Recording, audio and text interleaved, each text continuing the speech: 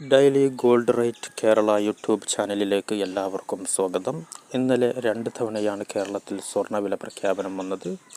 ഇന്ന് വരുന്ന FOMC ഡിസിഷനിലേക്ക് രാജ്യാന്തര വിപണി ഉറ്റുനോക്കുമ്പോൾ ഇന്ന് കേരളത്തിൽ സ്വർണ്ണവില വർദ്ധിച്ചിരിക്കുകയാണ്.